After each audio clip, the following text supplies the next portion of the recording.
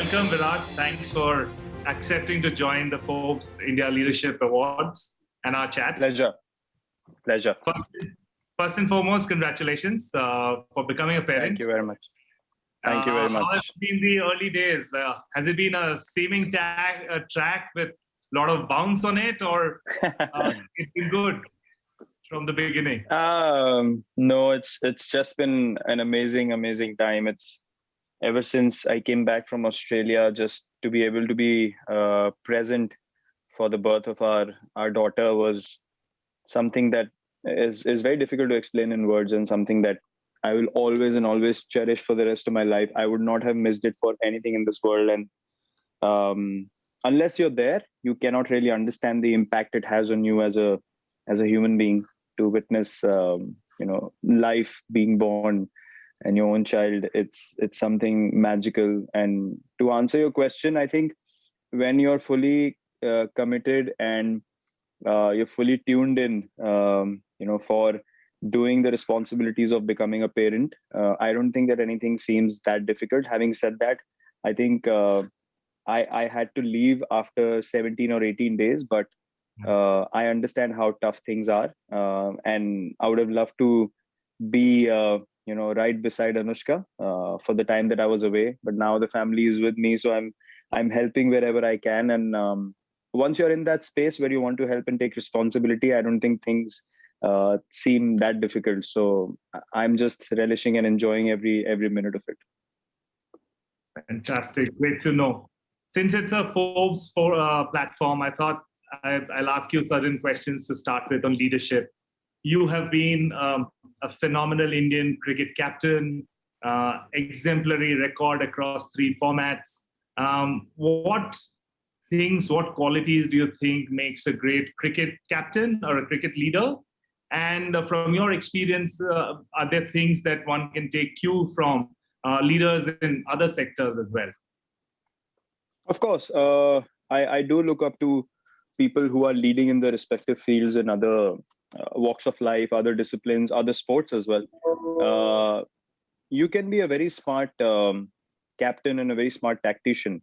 A lot of people have the understanding and the brains to do that, but I think leadership is way more than that. Leadership is a lifestyle. Leadership is commitment on a daily basis for what you do as an individual first, because you want to be able to lead by example. That's exactly what leadership means to me. A leadership cannot be a dictatorship where you just stand and give orders and expect people to follow. Leadership is your own life, your own way of living, when it's represented in every way, in your profession, in your daily life, and people learn from it, people buy into it, people buy into that vision. That for me is leadership. And I've been blessed with the opportunity to lead the cricket team of my country, and for me it's been an absolute honor, and I take so much pride, and it's a privilege for me to be committed on a daily basis to doing things which are most of the times out of my comfort zone. But I understand that that's what will push me forward and eventually motivate others around me as well. And I want to be able to do that and keep learning from leaders in different walks of life around me as well, because it's very important to live the advice that you give. Someone very smart told me that once: live the advice that you give. And for me, leadership is all about that. Right. So in this lifestyle of leadership, are there certain traits that can inadvertently sometimes creep in that one should always consciously try to avoid and push out of the system? Well, sometimes when you live in a space of leading by example, you can probably overlook certain individuals and their functioning capabilities. I think one needs to always go back to a neutral space where you understand the limitations of different individuals and not expect everyone to operate at levels that maybe other individuals are able to on the field.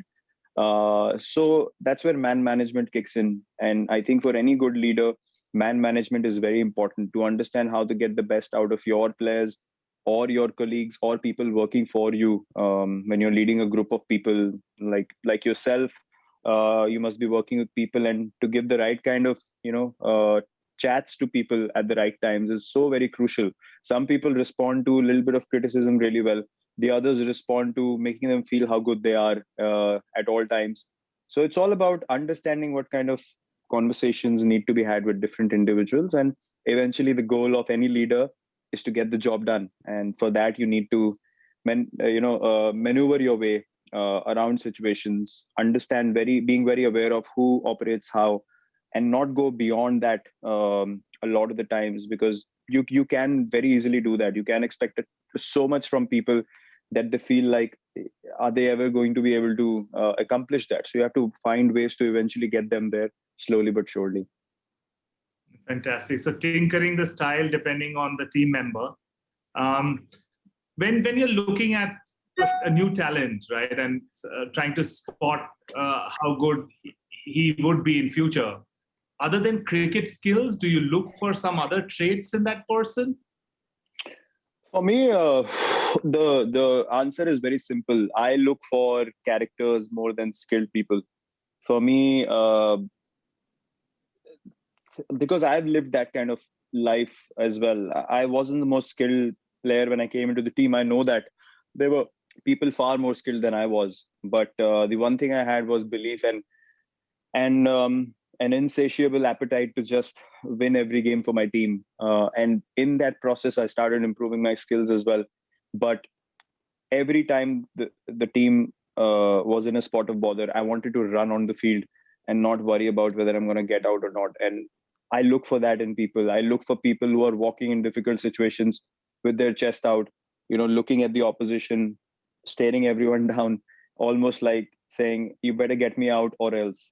So I look for people like that, because I know that these are the guys who can win you special games, and these are the individuals who will stand up when you need them the most. So for me, character stands out way more than skill sets. Wow. Coming from you, I think this is relevant actually across fields, I guess. Yeah. I mean, talk me through a bit about this. Virat Kohli, the person, the performance, the records, the captaincy, the pressure. Sometimes, do you feel that it gets very lonely at the top? Look, yes. If I say that it's not, I would be lying to you. It does get lonely. It does get very lonely at the top, especially understanding that as a leader, as a captain, you don't have space to do anything for yourself. You're always constantly meeting people or talking to someone or thinking about what the team has to do tomorrow. Even when you're relaxing in your room, you're always something's going on in your head regarding the game and stuff like that. So I've played in both phases. I've played as a player only, and trust me, that's way easier to do. Constantly, when 12 months of the year you're captaining different sides and respective sides, and there's so many ups and downs. There's so many press conferences, and explaining what happens, and all these things are a part of that whole journey. And there's a good reason why you see a lot of graying as well over the last 2 or 3 years. And yeah, it does get lonely at the top. At the same time, I take a lot of pride in performing as a batsman as well. And I understand that my contributions are important for my team. So to be able to maintain your batting standards at the same time captaining 12 months of the year with all this attention and all this scrutiny and being the focal point of everything, it does get very burdening, and it does get lonely. And that's where people that are close to you, a good family life, good set of friends, this is so very important, so very important. Right. Good brands to work with. Yeah, people who don't trouble you so often. Yeah, that's always helpful. No, I mean, and talking a bit about the pressure, like your personality is such that it ignites strong emotions in people. Most of the times you get the love, the adulation, and there is times when you're under scrutiny. There is overwhelming public opinion, sometimes criticism. And does it actually? I'm sure it does. It must be affecting you. Does it sometimes alter the kind of decisions that you have to take? Not really, never. Look, criticism, to be very honest, criticism for me is just someone else's point of view, and everyone has absolute right to voice their opinion and present their point of view. That does not necessarily mean that that is the only way to do things. Someone who is not playing on the field might never understand the mindset of a cricketer or what goes on in a certain situation. So for me to go out and try to make sense of things and explain to people, responding to their criticism is something that I don't believe in at all. And every time that I've let criticism affect me is the time that I've thought about what are people saying about me or about the team. For me, it's just words. For me, it's just someone's point of view of things. And there can be so many different opinions and different ways to look at the same thing. If people remember, MS once spoke in a press conference that, it's up to the individuals to look at a situation a certain way. Whether you see the glass half full or half empty, it's your choice. If you really want to understand and listen to the player himself explaining what went on to the field, you can have an absolute normal reaction. But if you've already judged someone from far away, then you're not really bothered about their response. So why try and correct someone who's not bothered about your version of things anyway? You just have to put your head down, work hard, and just keep doing what you have to do. What's supposed to happen with you will happen. Only hard work is in your hands, and the rest of all these factors which are external, which is answering questions and criticism and all that, I think it's just extra baggage that you should not be bothered about. But what you believe in as an individual, definitely voice it. Definitely voice it out in the open. Tell people how you think. Tell what happened on the field, and just be yourself. Just be yourself. Just live life, in a very, very open and a very, very positive manner, and that's something that I believe in. Does this balanced thinking, this, if you may, this wisdom come with time, or situations make you learn this? Yeah, it does come. A mix of both, actually. Yeah, it does come with a lot of experience over the years. I was someone who would always want to go out there and correct people constantly, but then I felt like, what am I doing that for? Eventually, I walk out with the bat. None of these people who actually say things or write things are ever going to be in that pressure situation ever. And they should do their job, and I'm supposed to do my job. And my job is to go out there and do the best that I can for my team. And as long as I understand that I'm working to the best of my abilities every day of my life, and on the field, I'm absolutely committed for the team. Every time I step onto the field, I'm answerable to no one. And I've mentioned that in the past as well. I'm only answerable to myself. I should be able to look at myself in the mirror and say, listen, you have to pull your socks up. You're not doing enough. And as long as I'm having that conversation, I'm not really bothered about someone else's opinion about me. Right. A lot of success on one side, as well as a few setbacks. That's the life, I guess, of professional athletes. And you have had your share. Which is more difficult to handle? The success or the setback? There's a very famous saying that success has many friends and failures have none. So that's absolutely true in every sense of the word. Success is way easier to handle. Everything seems fine. Anything that you see, that you listen to, that you want to do feels amazing, feels that you're enjoying it. But I think I've learned over the years that failures teach you way more. Tough times teach you so much more about yourself. And it's not necessarily to do with the next time you succeed. It'll help you to succeed. I think success and failure is all a part of life. Yes, we play a competitive sport, so we're always going out there to be successful, to win the game for the team. So our lives can be defined by success and failure to an extent. But in general life as well, if people go through a bad phase in life, what you learn out of that will hold you in good stead, because good things and bad things, or good phases, bad phases will keep happening to you. And you should not only learn from the bad phases so you can succeed again. It's to learn from the bad phases so that next time you go through that bad phase again, you're not as bothered by it. And I think the key in life is balance. We say in cricket, batting is about balance, fielding is about balance, bowling is about balance, and life is about balance as well, as far as I see it. You need to be able to just go up and down that one central line and not fluctuate too often, so that you can be peaceful. At the end of the day, the peace of mind and a good sleep at night is all that a human being needs. And these are all phases to actually teach you how to be balanced in life. Peace of mind, good sleep at night, that you demonstrate, the drive to win, right? And every day you show up with that kind of hunger. Like, how do you just tune this in and tell us a bit about that? Well, if I look at my position here, thinking that I'm entitled to something, I'll be the dumbest man on this planet. There are so many people who would die, to be in this position, to get an opportunity to do everything to have a crack at what we do at this level. And for us to feel entitled about the opportunity that we have is a very, very naive way of thinking.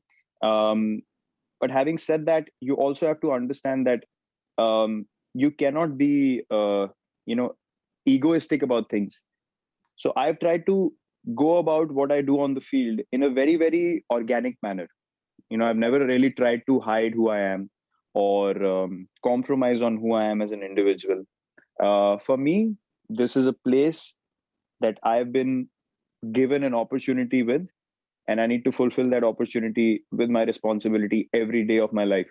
And that's why I play like that when I play on the field, even in the gym, even at practice sessions. I'm never at 70%. I never operate at 65, 70%, because this is not a given. This place that I'm in is not a permanent or guaranteed place for me. I have to work hard for it. I'm selected so that I score runs for my team. I'm selected so I perform on the field. I'm not selected just because of my past performances or what I've done for the country in the last 10 years. Constantly, I'm in that space that this is an opportunity that God has given me, and I need to be absolutely true and honest to it and be committed every day of my life. Well, if we go ahead in time, probably 6-8 years down the line, what is the Virat Kohli legacy that you want to really leave behind? See, legacy again is something that, if you really think about it, what are you going to do with your legacy? To be honest, I mean, people keep talking about legacies and what you want to be remembered as. We make ourselves so significant in the larger scheme of things for no apparent reason at all. I'm here doing my responsibility, as I just said. I'm here to do what is correct. And if people get inspired by it, great, because that will urge them to work hard, to be committed, to do the right thing, to move forward in life in the right manner, to play sport in the right manner, to lead every day of their lives in the right manner. If they get inspired by it, it's great. But to want to leave a legacy behind, you somewhere down the line, you start constructing things a certain way. And I don't honestly believe in that. I want to live my life every day to the best of my abilities as a human being, to be positive, to be myself every day. I cannot structure myself in a way that I want to create some legacy. 20 years down the line, people will say, oh, he did this to Indian cricket, or he did this to the people of India. Fine. It's, it'll be something that you feel nice to hear, but you move on as a human being. You serve this game, you move forward. You live your life, you keep moving forward. So I don't want to be stuck in any kind of ideologies or ideas of this is what I want to leave behind, because there'll be a new generation, there'll be new set of players that people will look up to, and it's a constant evolving process. And I don't want to be stuck anywhere or be in a space where keep reminding me how good I was, keep telling me what I did for this system or what I did for that system. I just want to fulfill my responsibility. And as a human being, it's an honor for me to do what I do, and people watch it. And if human beings can learn from each other and get better, I will learn from someone else. I watch other athletes in the world and I feel like, wow, man, this is the way I want to go about things. Eventually, that's the point of everything. As human beings, learn from one another and move forward. And if that's happening, I'm very grateful. But you do have a very large circle of influence, right? So if people have to look at you and get inspired, and I'm sure various people have various reasons to get inspired from, but in your mind, what are these couple of things that you want to stand for, that you emit? Top two things. Well, the only thing I would, and I have always urged people to acknowledge, is that don't put any limitations to what you can achieve as a human being. By achieve, I mean what you can do on a daily basis.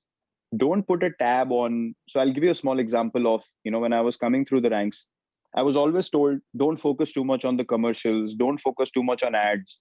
You will lose focus on cricket.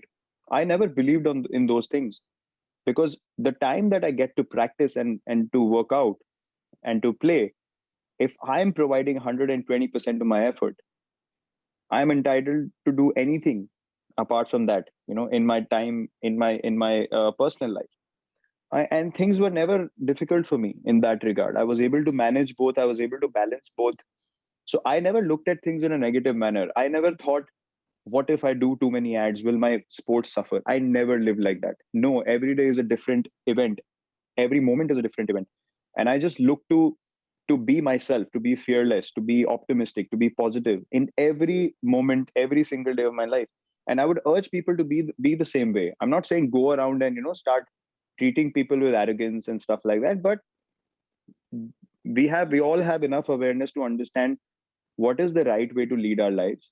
Are we being fearful? Are we worried about log kya bolenge, or worried about what if failure happens? What if I fail? What if this doesn't go right? Right? If we are constantly living in that space, we are compromising on our own potential. So I would urge every individual to go out there, be themselves in a very balanced, in a very organic way, not ridiculing people. We need to be smart there, but at the same time, not compromise on who we are. If you can strike that balance, everything is wonderful. You'll handle success and failures equally well. Your fitness journey is known to all, and it has always been an inspiration for a lot of people in India and outside. And I know that we've spoken about it a lot many times. You want India to be more active, play more sport, take care of their own personal fitness, mental and physical. What is the food for thought that you want to convey to people on this one?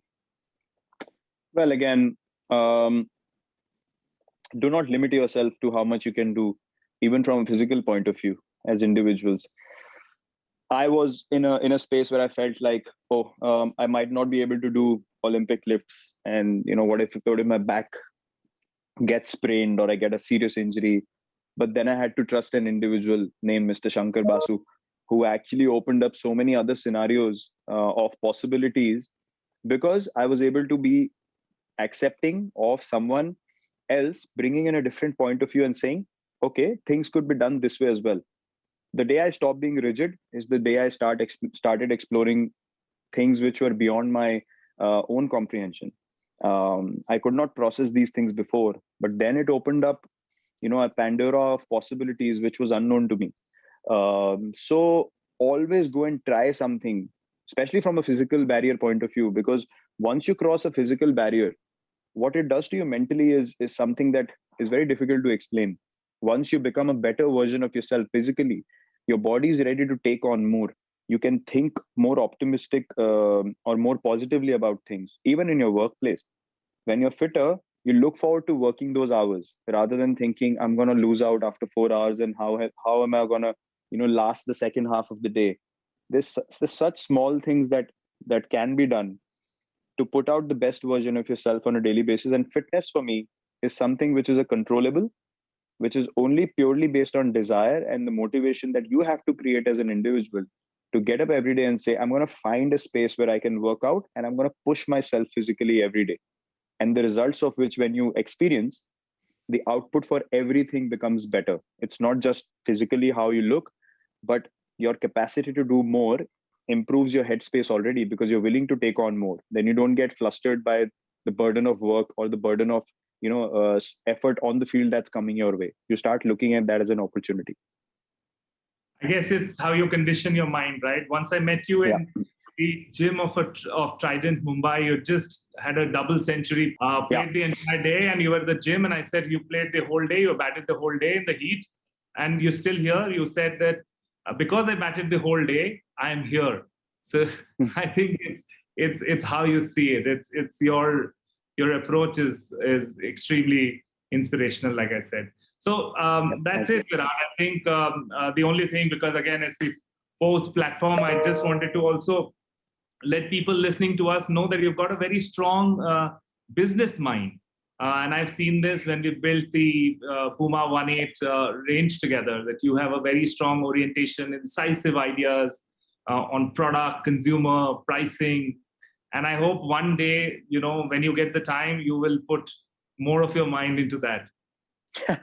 I surely would love to. Even from business point of view, whatever we have spoken about, the way to look at things, the way to approach a situation, business for me is no different. I have never tried to manipulate my way into a collaboration, into a deal with a brand, that I'll make money and I'll exit in this much time. And money is a byproduct of the right intent. Everyone knows that. If you only aim to make money, yes, you'll make money for 6 months, but then your product won't last long. You will have no trust factor. And I think the best thing that you can experience while doing business or creating a brand is when people come and tell you, I love your product. I love the effort that's been put in it. And for me, even that comes from a very organic space. I, as a consumer, always felt connected to the things I bought. If something intrigued me, I would buy that. So I cannot present something that I'm not intrigued by myself to the consumer. So I even in those things, when we design 1.8 together, it is something that when I feel that it's right, only then it goes out. It's not a random thing of you guys see what sells in the market and we'll see what business it does. Every product has to appeal to you first, and then people can be convinced about buying that product as well. There's no rocket science behind it. Even there, you have to be yourself. You cannot be someone else selling something and then living a totally different life. So it's just an extension of who I am. And God willing, things work out well that way, because even there, I'm not trying to manipulate any situation. I'm being honest about what's been put out there. And people eventually understand that over a period of time. Fantastic, Virat. I think this was very insightful of how you think, and I'm sure people would take a lot of cues and learnings from this. Thanks for joining. Thank you very much. Always a pleasure. See you sometime soon. We don't know when, because you are probably in the bubble for the next, must be a big challenge, right? Yeah, hopefully in the IPL, some exciting stuff coming up. So I'm sure people will know that very soon. Perfect. Cheers. Bye. All right. Forbes India Leadership Awards 2020-21.